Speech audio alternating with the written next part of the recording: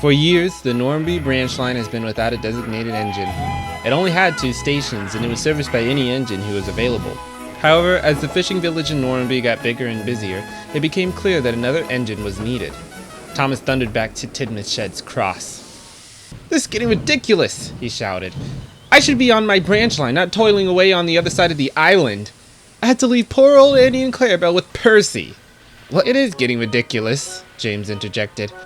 "All for slimy, stinky fish." "Something must be done," Gordon declared, and all the engines agreed. The Fat Controller was becoming increasingly aware of the problems surrounding the Norramby Branchline. He looked into whether he had any engines he could reassign, and he found one.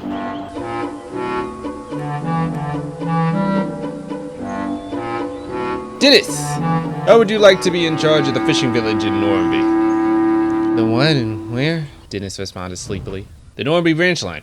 I was looking through my records and saw you don't have much going on, so I decided I'd make you useful on this branch line. You start tomorrow."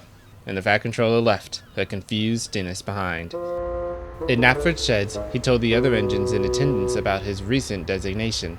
"He says I am to run some village full of fish or something." "I don't know, I was hardly awake." "Oh, the fishing village!" Arthur perked up. "I would love to run a line that served the fishing village. I've always wanted to have a nice long run by the coast. The yards is nice and all, but—" "Shh!"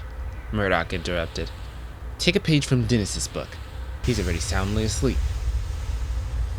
Arthur sat tentatively alone in his thoughts.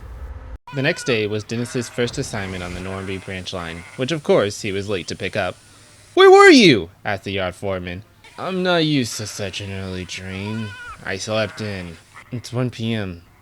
Like I said, early." "Whatever.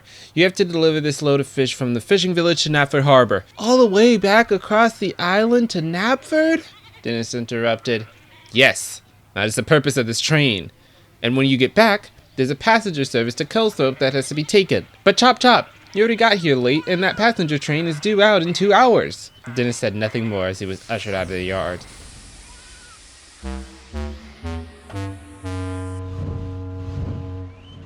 He arrived at Knapford Harbor panting like a dog.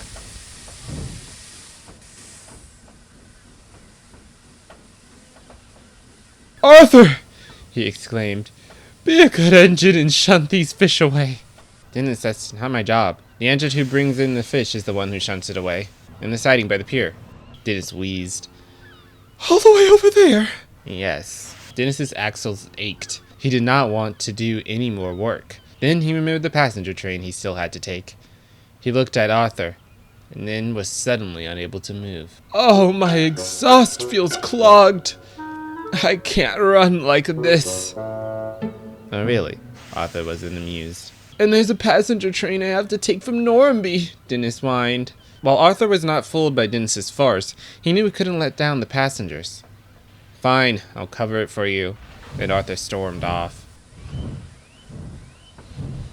"Oh, thank you," Dennis sighed. "Oh, wait, Arthur, shut these away first!"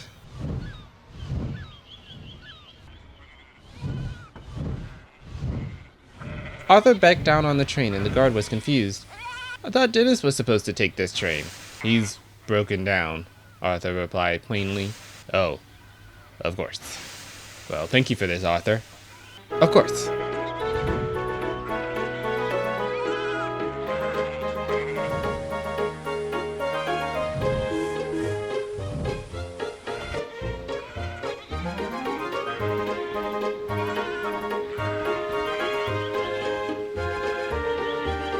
After taking the train, Arthur returned to Knapford Sheds where Dennis was. "Thought you were broken down," Arthur asked. I was shunted." The Fat Controller arrived at the sheds to speak to the engines. "Arthur, I appreciate your last-minute help on the Norramby Branchline. It made me reconsider things, and I think I want you to be the one to run that branch line." "Thank you, sir. I would love to." "As for you, Dennis, I have an assignment that's sure to keep you moving." Dennis was reassigned to help shunt the yard at Bickerstown with Rosie, who was intent on keeping him moving.